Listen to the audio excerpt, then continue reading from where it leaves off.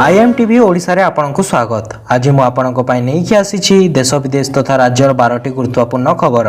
Fast news किपरि जन्म नेला corona 90 दिन भितर रिपोर्ट दियो। कोरोना भाइरस रो उत्पत्ति संपर्क रे 90 दिन भितर रिपोर्ट दियो। राष्ट्रपति जो बाइडेन अमेरिकार गुप्तचर संस्था गुडी को कोविड-19 बा कोरोना भाइरस महामारी अनुसंधान पय प्रयास को द्विगुणित करबा को निर्देश दैछंती।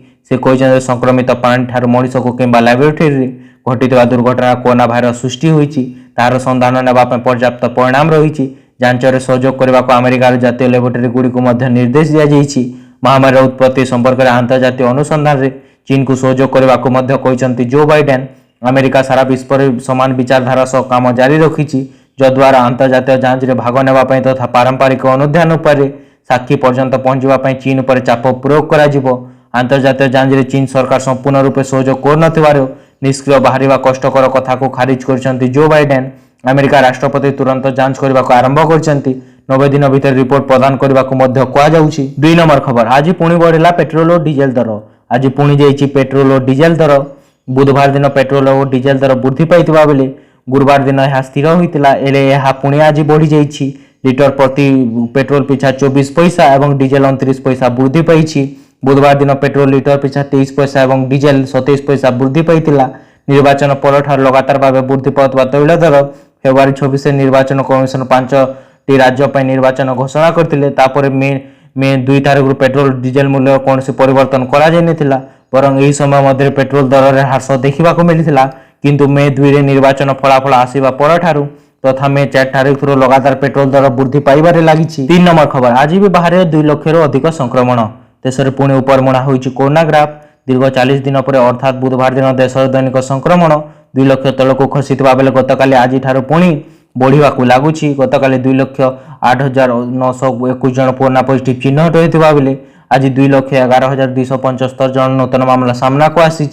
24 घंटे देश 3,841 जन कोरोना रोगी मृत्यु घटी। आज संक्रमण को मिसाई देले देश मोट आक्रांत संख्या 2,75,57,388 पहुंची जाइए।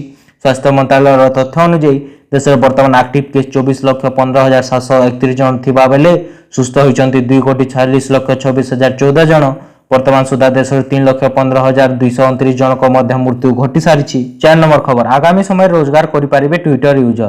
फेसबुक पर ट्विटर में रोजगार करें यूजर। माइक्रो ब्लॉगिंग प्लाटफॉर्म बा ट्विटर खूब शीघ्र नूतन फीचर जोड़ा जाउछि। एही फीचर द्वारा ट्विटर रे यूजर मान प्रोफाइल सामने सुपर फॉलो बटन अपलोड करा जिवो। ट्विटर रे सुपर फॉलो बटन को व्यवहार कर यूजर्स टंका आदाय करि पारिबे।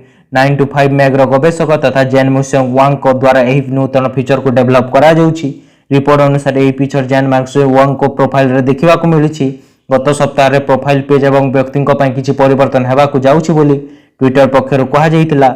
एबे से पर्यंत रिपोर्ट अनुसार सुपर फॉलो बटन 2टी डिजिटल आसीबार संभावना रही। एथिरे छोट सर्कुलर एवं बड़ सर्कुलर बटन प्रस्तुत करा जाई पारे। ट्विटर जिप जैप रे मध्ये यार काम करिवो। याको कैश बटन कहा जाउछि। टिप 4 फीचर एक्टिव करबा द्वारा आइकन यूजर प्रोफाइल रे फॉलो बटन मध्ये पाखरे थिबा देखिबा को मिलिवो। 5 नंबर खबर। गिरफ रेसलर सुशील कुमार को जीवन प्रति विपद। रेसलर सागर धनखड़ हत्या मामला रे गिरफ होइतो ओलंपिक विजेता तथा रेसलर सुनील कुमार और तांको साथी अजय बक्सरवाला को दिल्ली पुलिस क्राइम ब्रांच जेरा करछि। इतिमध्ये खबर मिलुछि जे निज जन्मदिन तथा बुधवार दिन विश्व चैंपियन तथा राष्ट्रमंडल खेल 3 थर स्वर्ण विजेता जीतिथिबा सुशील तथा क्राइम ब्रांच कार्यालय भो भो होई कांदी थिले।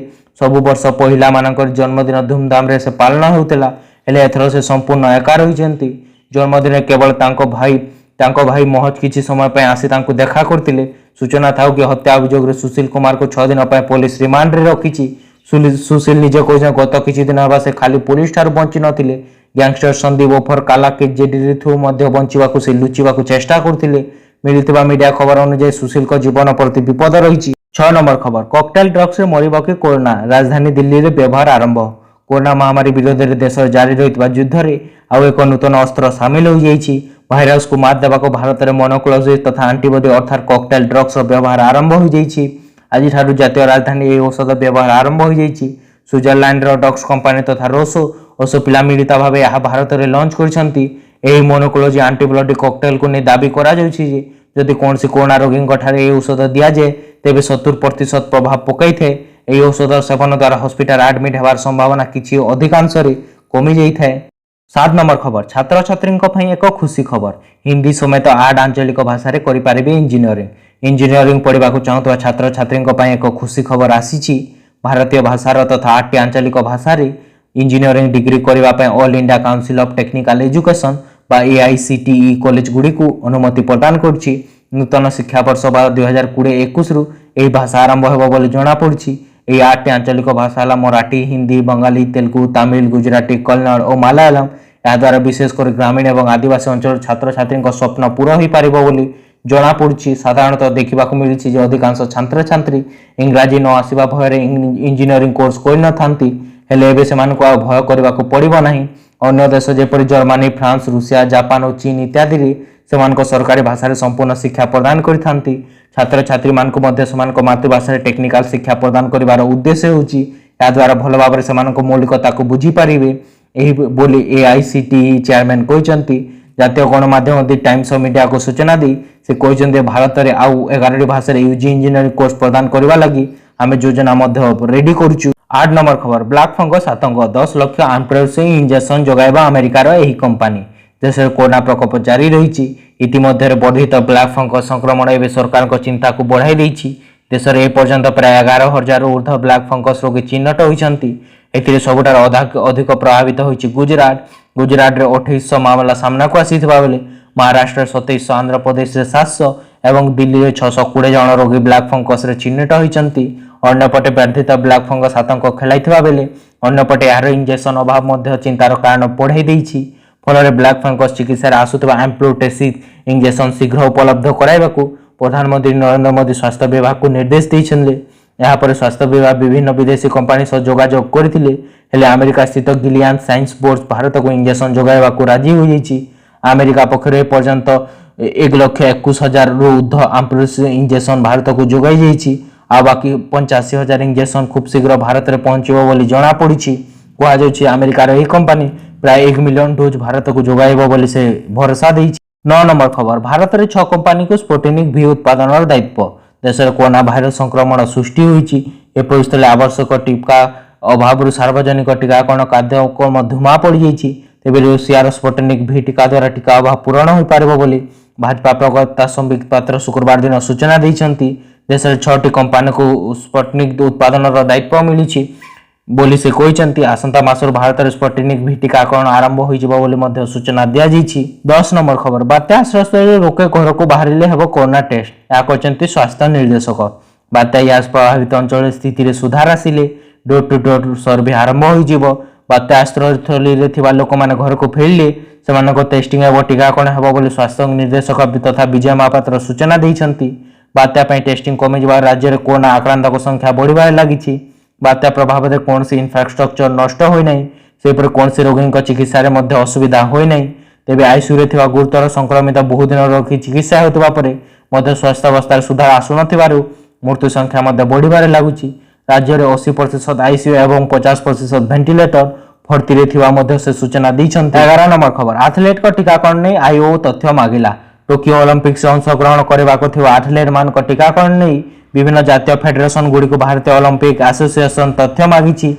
टीका नहीं एथलेटिक मान संक्रांत फेडरेशन गुड़ी आईओ विभिन्न प्रकार सूचना मागी। जुलाई 23 रु ओलंपिक्स आरंभ होगा जाऊँगी।